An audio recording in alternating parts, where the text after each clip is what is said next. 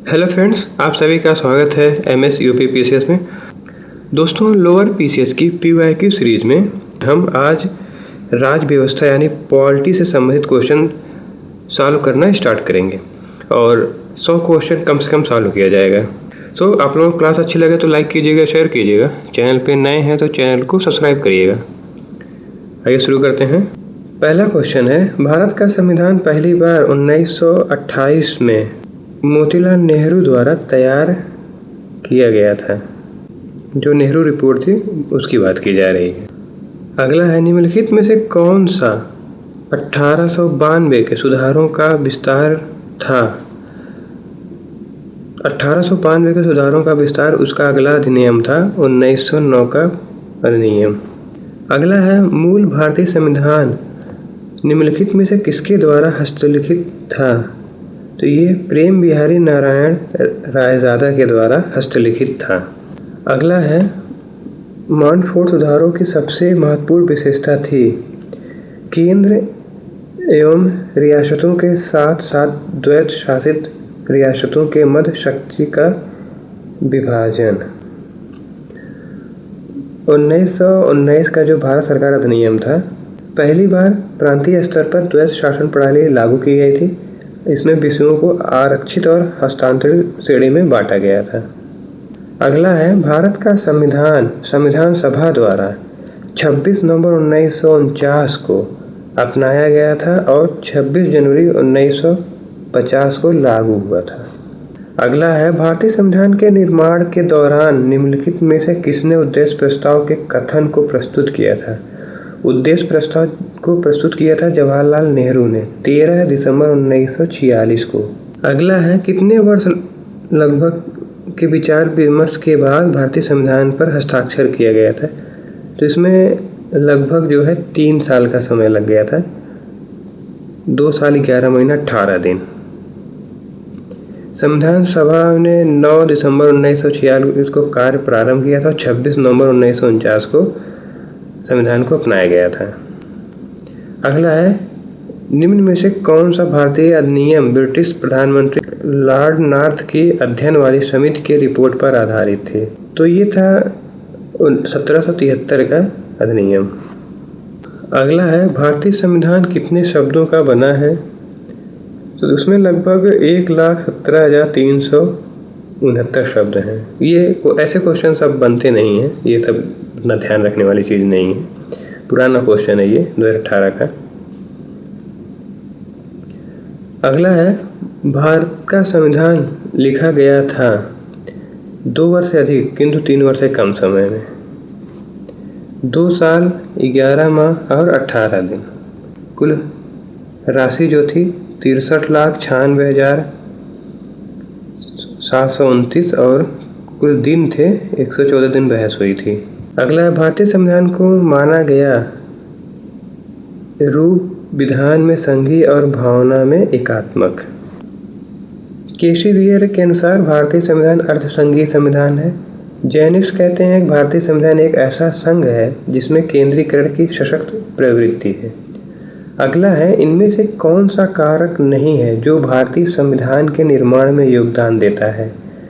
Option में देखिए, औद्योगिक क्रांति, ब्रिटेन में संसदीय लोकतंत्र, रूस में समाजवादी क्रांति, अमेरिका में अधिकारों का विधेयक। तो इसमें ब्रिटेन, रूस ये सब सही है, औद्योगिक क्रांति का योगदान नहीं है इसमें। देखिए, ब्रिटेन से क्या लिया गया है?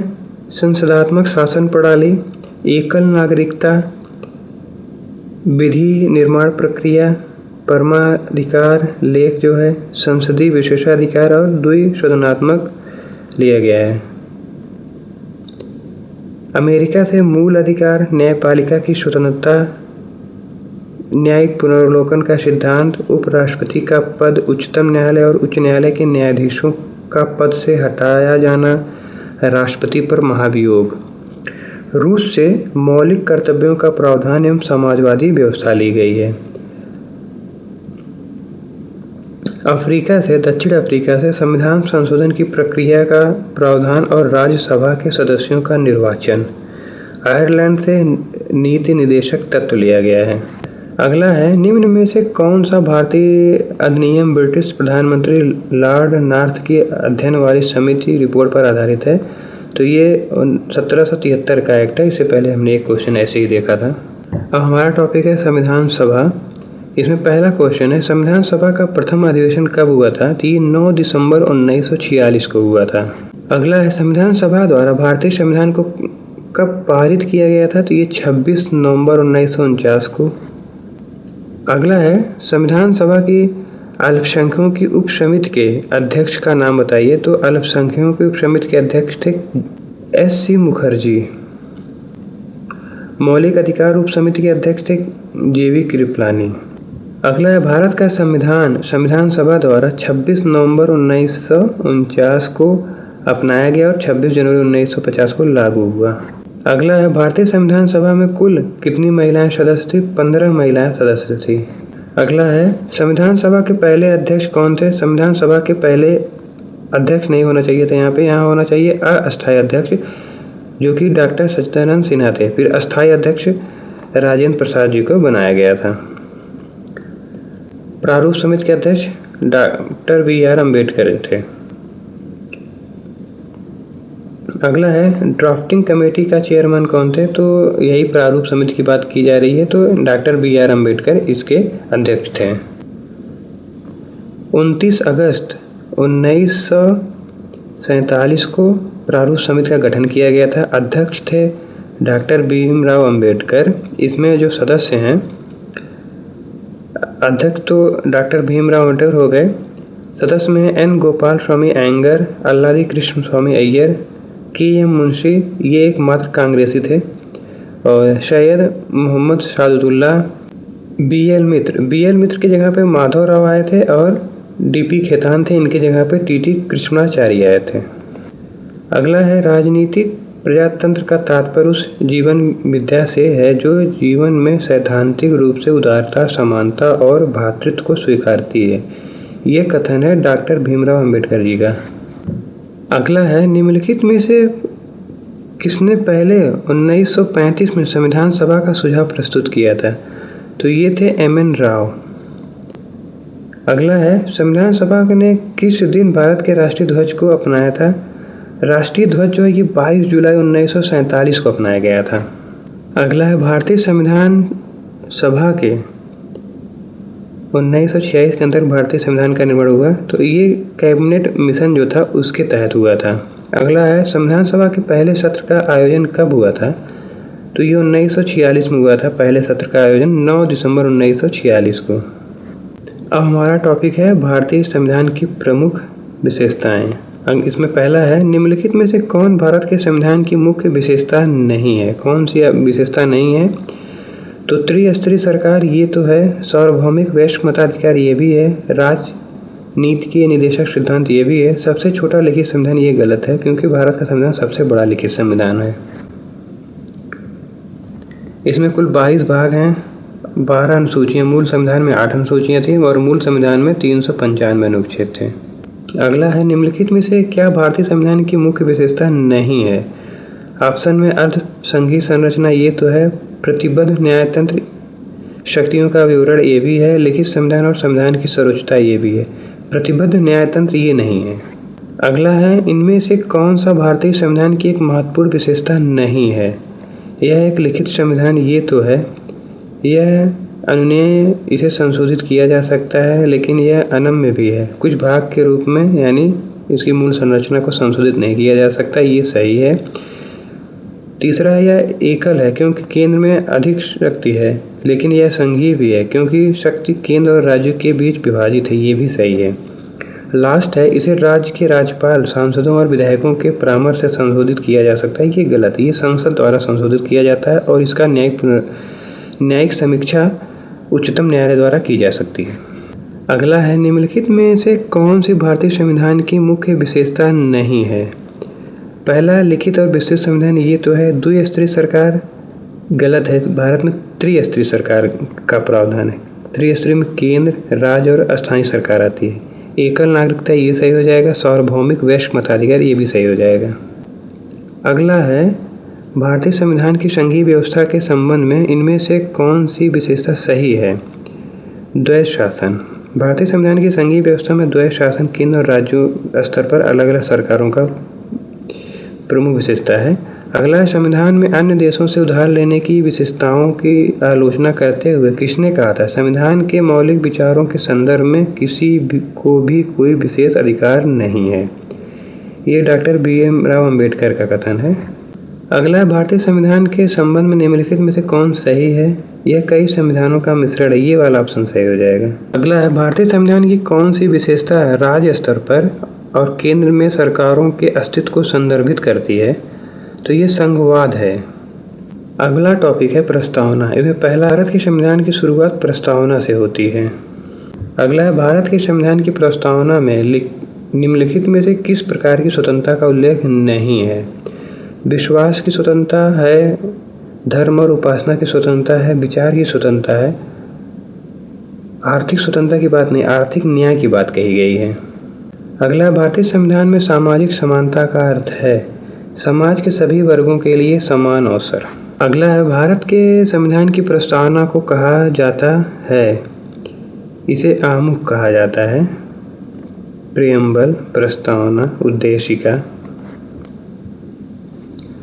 अगला है, भारतीय संविधान की प्रस्तावना का मूल उद्देश्य सुरक्षित करना, व्यक्ति की गरिमा तथा राष्ट्र की एकता और अखंडता को सुरक्षित करना, यही मूल उद्देश्य है। अगला है, निम्नलिखित में से किसको संविधान की आत्मा के रूप में माना गया है? तो इसे प्रस्तावना को संविधान की आत्मा के रूप में माना गया है। अगला, भारतीय संविधान की प्रस्तावना में समाजवादी शब्द किस संशोधन द्वारा जोड़ा गया था? ये था 42वां संविधान संशोधन 1946। अब हमारा अगला टॉपिक है राज्य के नीति निदेशक तत्व, DPSP। इसमें पहला है, संविधान के अनुच्छेद 44 में कहा गया है कि भारत के पूरे क्षेत्र में राज्य नागरिकों के लिए समान नागरिक संहिता सुरक्षित करने का प्रयास करेगा। अगला है, देश के पर्यावरण का संरक्षण और सुधार तथा वनों और वन्य जीवों की सुरक्षा आर्टिकल 48A में है। अगला है, निम्नलिखित में से कौन से आदर्श हैं जिन्हें राज्य को नीतियां बनाते समय ध्यान रखना चाहिए? तो राज्य के नीति निदेशक सिद्धांत। अगला है, भारतीय संविधान में राज्य के नीति निदेशक सिद्धांत निम्नलिखित में से किस देश के संविधान से अपनाया गया? इसे आयरलैंड से लिया गया है। अगला, 42वें संविधान संशोधन के माध्यम से संविधान में कौन सा नया DPSP जोड़ा गया था? तो 42वें संविधान के तहत समान न्याय और निःशुल्क विधिक सहायता, इसे जोड़ा गया था। 42वें संविधान संशोधन द्वारा नीति निदेशक तत्व में जोड़ा गया था अनुच्छेद 39A समान न्याय और निःशुल्क विधिक सहायता। 43A था उद्योग एवं अन्य उपक्रमों में कर्मकारों की भागीदारी से भी जोड़ा गया था और 48A इसे भी जोड़ा गया था पर्यावरण का संरक्षण और संवर्धन एवं वन तथा वन्य जीवों की सुरक्षा। अगला है, निम्न में से क्या भारतीय नागरिकों को आर्थिक न्याय प्रदान करता है? तो राज्य के नीति निदेशक सिद्धांत जो है वो नागरिकों को आर्थिक न्याय प्रदान करता है। अनुच्छेद 38 में राज्य सामाजिक, आर्थिक एवं राजनीतिक न्याय सुनिश्चित कर आय, स्थिति, सुविधाओं तथा अवसरों में असमानता को कम करके सामाजिक व्यवस्था को सुरक्षित एवं संरक्षित कर लोगों के कल्याण को बढ़ावा देने का प्रयास करेगा। ये 38 में कहा गया है। अगला है, अंतर्राष्ट्रीय शांति और सुरक्षा को बढ़ावा देने से संबंधित प्रावधान भारतीय संविधान के निम्नलिखित में से किसके एक भाग के रूप में उल्लिखित है? तो ये DPSP में है, आर्टिकल 51। अगला है, भारत एकमात्र राज्य जहां समान सिविल कोड का प्रावधान है। तो उस टाइम गोवा में था, अभी तो कई राज्यों में हो गया है। अगला है, भारत के संविधान का कौन सा अनुच्छेद राष्ट्रीय महत्व के स्मारकों, स्थलों और वस्तुओं के सुरक्षा से संबंधित है? तो ये आर्टिकल 49 है। देखिए, अनुच्छेद 48 है कृषि और पशुपालन का संगठन है। 48A में है पर्यावरण का संरक्षण संवर्धन, इसे 42वें संविधान संशोधन द्वारा जोड़ा गया था। और 50 में है कार्यपालिका से न्यायपालिका का पृथक्करण। अब हमारा अगला टॉपिक भारतीय संविधान के स्रोत।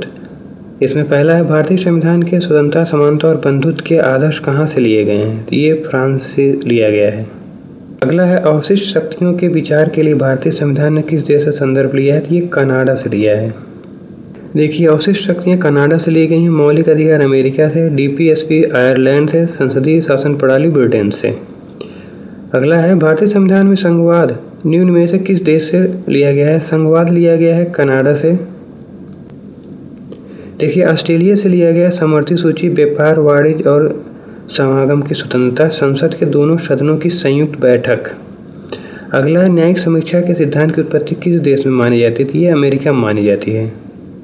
भारतीय संविधान में प्रदत्त न्यायपालिका की स्वतंत्रता और न्यायिक समीक्षा, ये अमेरिका से लिया गया है। अगला, भारतीय संविधान में राष्ट्रपति पर महाभियोग का प्रावधान, ये अमेरिका से लिया गया है। राष्ट्रपति पर महाभियोग जो है ये अनुच्छेद 61 में है। अगला है, भारतीय संविधान की प्रस्तावना में न्याय, सामाजिक, आर्थिक, राजनीतिक का विचार जो है ये रूस से लिया गया है। अगला है, भारतीय संविधान में कितने देशों से विशेषताएं ली गई हैं? तो लगभग 10 देशों से विशेषताएं ली गई हैं। अगला, भारतीय संविधान की निम्नलिखित में से कौन सी विशेषता आयरलैंड के संविधान से है? तो जो राज्य की नीति निर्देशक सिद्धांत ये आयरलैंड से लिया गया है। अगला है, भारत के संविधान में मूल कर्तव्यों को यूएसएसआर, सोवियत संघ, पूर्व सोवियत संघ से लिया गया है। अगला, भारतीय संविधान में शामिल मौलिक कर्तव्यों से संबंधित खंड जो है ये यूएसएसआर, पूर्व सोवियत संघ से लिया गया है। अगला है, भारत के संविधान में अर्धसंघीय शासन प्रणाली की विशेषता किस देश से के संविधान से लिया गया है? तो ये कनाडा से लिया गया है, अर्धसंघीय शासन प्रणाली। अगला है, भारत के संविधान की इनमें से कौन सी विशेषता यूनाइटेड किंगडम के संविधान से ली गई है? तो एकल नागरिकता जो वो ब्रिटेन से लिया गया है। अगला है, भारत की सरकार के अर्धसंघीय स्वरूप का प्रावधान कहाँ से लिया गया है? ये कनाडा से लिया गया है। अगला है, भारतीय संविधान में शामिल स्वतंत्रता, समानता एवं बंधुत्व के सिद्धांत किस देश के संविधान से लिया गया है? तो ये फ्रांस से लिया गया है। अगला है, भारतीय संविधान के प्रमुख भाग, अनुच्छेद और अनुसूचियाँ। पहला है, राज्य की परिभाषा भारतीय संविधान में अनुच्छेद 12 में है। अगला है, हाल ही में भारत के सर्वोच्च न्यायालय ने युगल को संविधान के किस अनुच्छेद के तहत विवाह के असुधार्य विच्छेद के आधार पर तलाक का अधिकार दिया? तो यह अनुच्छेद 142, वो 2023 में केस था। अगला है, संविधान का कौन सा अनुच्छेद राष्ट्रीय अनुसूचित जनजाति आयोग से संबंधित है? तो ये है 338, आर्टिकल 338। इस अनुच्छेद के तहत आपातकाल के दौरान मौलिक अधिकारों को भी निलंबित किया जा सकता है। तो ये है 359। अगला है, धन विधेयक की परिभाषा दी गई है 110 में, आर्टिकल 110 में। अगला, भारतीय संविधान का अनुच्छेद 343 किसके बारे में है? ये संघ की राजभाषा के बारे में है। अगला है, भारत के संविधान में वर्तमान में 12 अनुसूचियाँ हैं। देखिए, मूल संविधान में 8 अनुसूचियाँ थी। 9वीं अनुसूची को प्रथम संविधान संशोधन 1951, 10वीं अनुसूची को 52वां संविधान संशोधन 1985 और 11वीं अनुसूची को 73वें संविधान संशोधन 1992 और 12वीं अनुसूची को 74वें संविधान संशोधन 1992 द्वारा जोड़ा गया। अगला है, सुमेलित करने वाला क्वेश्चन है, धर्म, वंश, जाति, लिंग, जन्म स्थान के आधार पर भेदभाव का प्रतिषेध, ये आर्टिकल 15 में है। कारखानों में बालकों के नियोजन का प्रतिषेध, ये 24 में है। कुछ मामलों में गिरफ्तारी एवं निरोध से संरक्षण, ये 22 में है। और अस्पृश्यता का उन्मूलन, ये 17 में है। अगला है, भारतीय संविधान की दी गई किस अनुसूची में दल बदल जो है ये 10वीं में है।